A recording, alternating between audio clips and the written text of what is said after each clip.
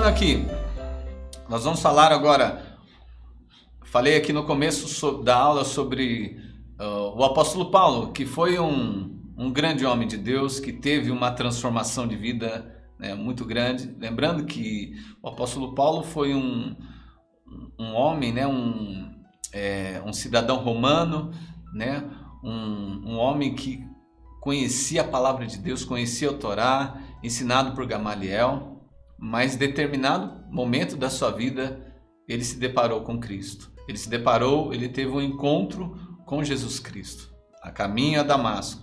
Agora, qual impacto a cruz teve na vida de Paulo? Lembra lá que lemos no começo, né? Não vivo mais eu, mas Cristo vive em mim. Olha só, Paulo, com todo o seu conhecimento, com toda a sua autoridade que ele tinha, né, delegada pelos romanos na sua vida, ele começou a desconsiderar isso e dizer, não, o mais importante na minha vida é o sacrifício de Jesus. Agora, qual impacto a cruz teve na vida de Paulo? Em primeiro lugar, Paulo morreu para a lei. Significa que o apóstolo Paulo, ele entendeu que por mais conhecimento que ele tivesse, maior fosse o conhecimento, maior o status que ele tinha na época, a influência. Paulo, ele conhecia várias línguas, ele era um homem muito... Você lembra, tem um episódio do Estevão, né, que foi apedrejado? Paulo estava ali segurando as vestes dos homens que estavam apedrejando Estevão. Ele era uma autoridade, ele era um homem influente, mas ele entendeu que Jesus Cristo era o mais importante na sua vida. E Paulo morreu para a lei. Olha só, Gálatas 2,19. Porque eu, mediante a própria lei, morri para a lei. Isso não são, o que eu disse não é minha palavra, é dele. A fim de viver para Deus, estou crucificado com Cristo. Então Paulo, ele chega a dizer que quando ele entendeu o sacrifício de Jesus, ele falou, eu vou ser crucificado também. De uma forma espiritual, ele entendeu, eu estou morrendo para a lei, eu estou morrendo para o velho homem, e eu quero viver essa vida que Jesus conquistou para mim na cruz do Calvário.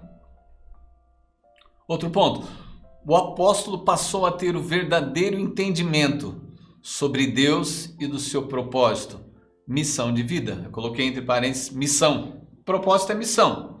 Você está acompanhando essa aula, você tem uma missão. O propósito de Deus é uma missão nessa terra. Você não nasceu por acaso. Você não é fruto do acaso. Você é escolhido de Deus para fazer algo poderoso nessa sua geração. E o apóstolo ele passou a ter o verdadeiro entendimento sobre Deus e do seu propósito de vida. Nós precisamos entender que sem esse relacionamento, essa experiência e esse reconhecimento de quem Deus de fato é, a nossa vida não vai ter sentido. Nós podemos fazer o que for nessa terra, podemos conquistar, mas podemos estar fora do propósito de Deus. Paulo entendeu, ele teve esse entendimento e passou a viver o verdadeiro propósito de Deus na sua vida. Todo conhecimento, experiência e posição, status de Paulo se tornaram insignificantes diante do poder da cruz. Então tudo aquilo que Paulo absorveu no decorrer da sua história, dos seus ensinamentos, para ele, a partir do momento que ele viu quem era Deus, quem era Jesus Cristo, aquilo se tornou totalmente significante. Por quê? Que o maior tesouro que uma pessoa pode ter na sua vida é o Espírito Santo de Deus. É o reconhecimento de quem Deus é na sua vida. E o maior título, coloque isso na sua mente, o maior título que você pode ter nessa sua jornada, nessa sua trajetória de vida, é o título de filho ou filha do Deus Altíssimo. E isso ninguém pode tirar de você. Gálatas 2,20 diz, logo, já não sou eu quem vive, mas Cristo vive em mim. Lembra? Lemos sobre isso? E esse viver que agora tenho na carne, eu vivo pela fé no Filho de Deus, que me amou e se entregou por mim. Olha só, Paulo entendeu que Jesus o amou e se entregou por ele. Jesus te ama e ele se entregou por sua vida. Glória a Deus. Filipenses 3,8 diz, na verdade considero tudo como perda por causa da sublimidade ou da grandeza, da beleza do conhecimento de Cristo Jesus. E ele diz, meu Senhor. Você pode dizer que Cristo é teu Senhor, ou seja, é seu dono? Por causa dele perdi todas as coisas e as considero como, olha que forte, como lixo para ganhar a Cristo. Então o apóstolo Paulo ele chega a dizer que tudo aquilo que ele conquistou na sua vida, todo o conhecimento, todos os bens materiais, toda a posição que ele recebeu, ele considerou diante de quem era Cristo, diante do sacrifício, ele considerou como lixo, né, como perda. E isso foi tamanha revelação de que ele teve da grandeza de Deus na sua vida. Outro ponto, Paulo entendeu de fato o que era ser um verdadeiro cristão. Nós precisamos entender o que é realmente, verdadeiramente ser um cristão. Ser cristão, como já foi falado em algumas aulas anteriores, significa ser parecido com Cristo, né?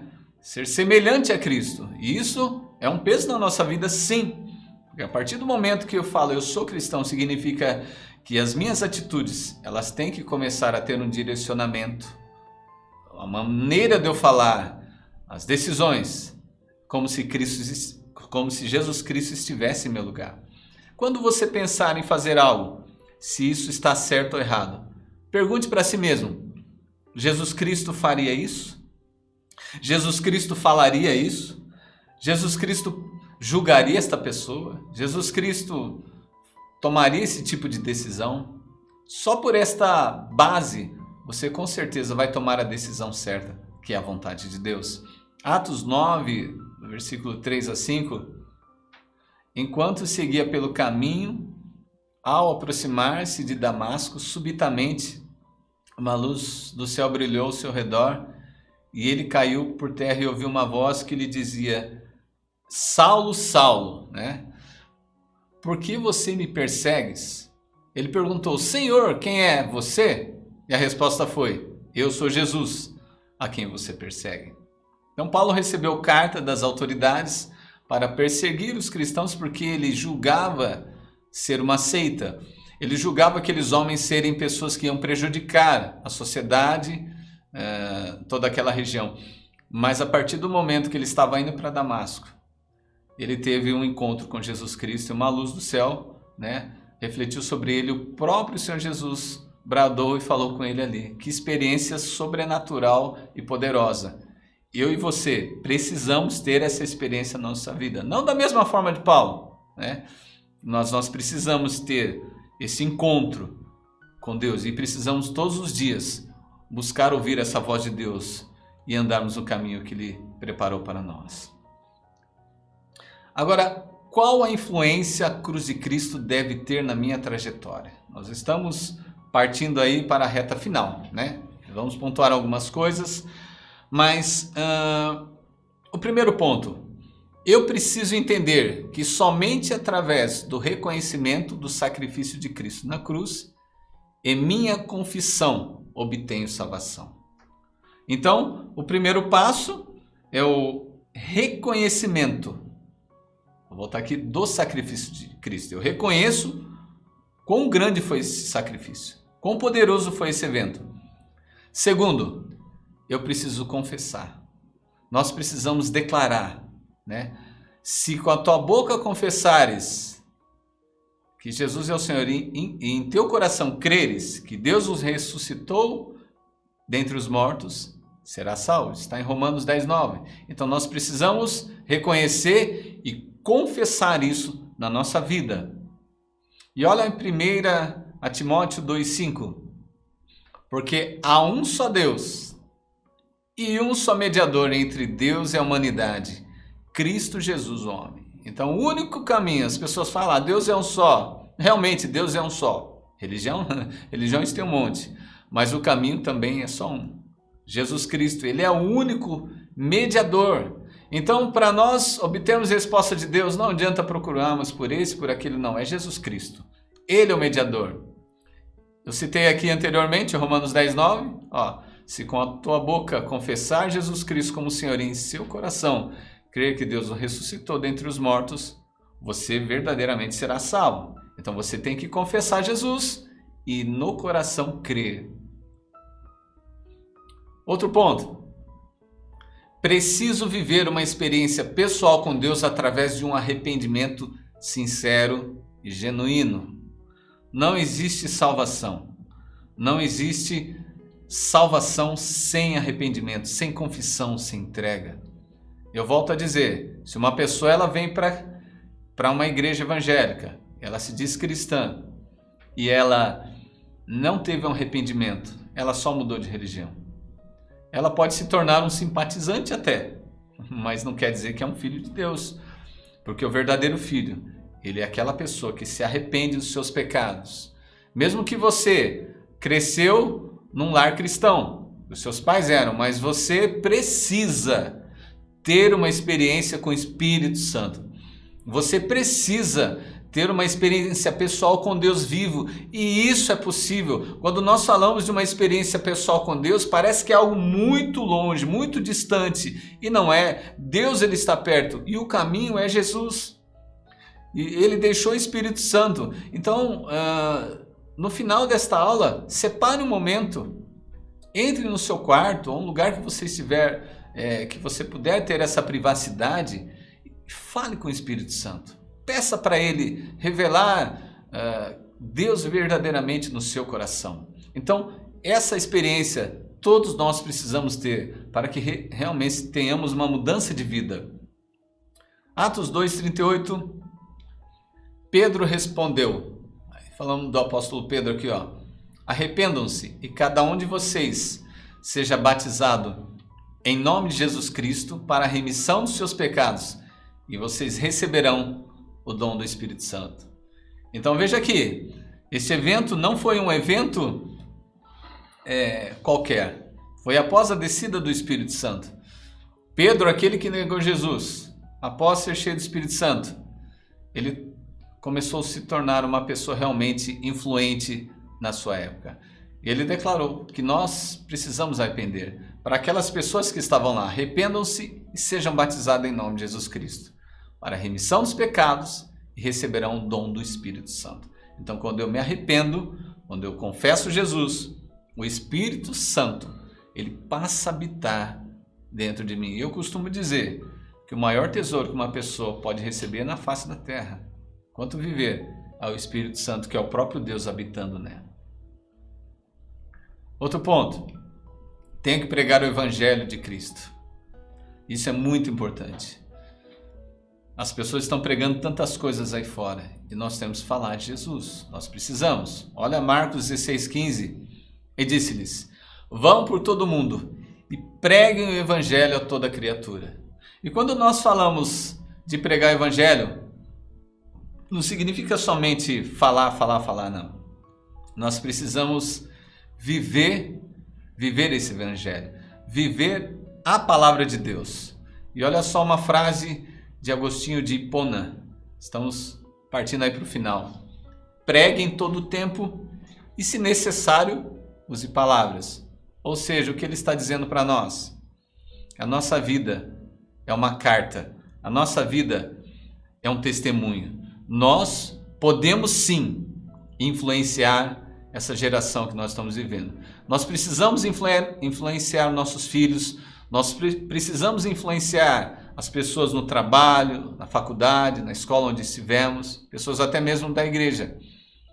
E nós precisamos viver o verdadeiro Evangelho. Eu disse aqui há alguns minutos atrás, se você não influenciar, você vai ser influenciado. Então, Jesus disse que vós sois a luz do mundo e o sal da terra. Então, se nós tivermos esse entendimento, nós vamos começar a ter uma postura. E não permita que ninguém, nada, nenhuma circunstância, nada defina quem você é. Quando Satanás, ele tentou Jesus lá no deserto, lembra na tentação que está lá em Mateus capítulo 4? Ele falou, se tu és o Filho de Deus, o que o diabo ele estava querendo ali? Ele estava querendo que Jesus, ele duvidasse da sua identidade em Deus. E é isso que o diabo tem feito com muitas pessoas que estão inclusive na igreja. Ele tem lançado tanta coisa na vida dessa pessoa, ela começa a duvidar, será que realmente eu sou filho de Deus? E eu reitero aqui, você é filho de Deus, você tem uma grande missão e um grande propósito. E assim como o apóstolo Paulo marcou na sua época, nós vamos marcar a nossa geração. Nós vamos ser influentes, nós vamos fazer a diferença, nós vamos abençoar vidas e nós vamos cumprir tudo aquilo que Deus nos confiou. Eu quero orar com você e declarar a bênção de Deus sobre a sua vida. Pai, eu oro neste momento com esse meu irmão, minha irmã, com esse jovem, até esta criança que está participando deste curso, Pai, que tem sido bênção na vida de muitas pessoas.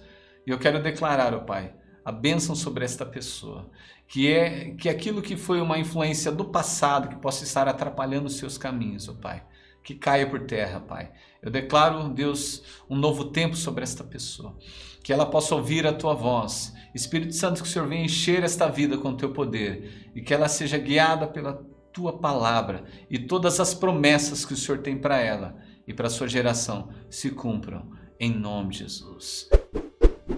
Obrigado você que acompanhou, né, toda essa aula, que Deus te abençoe.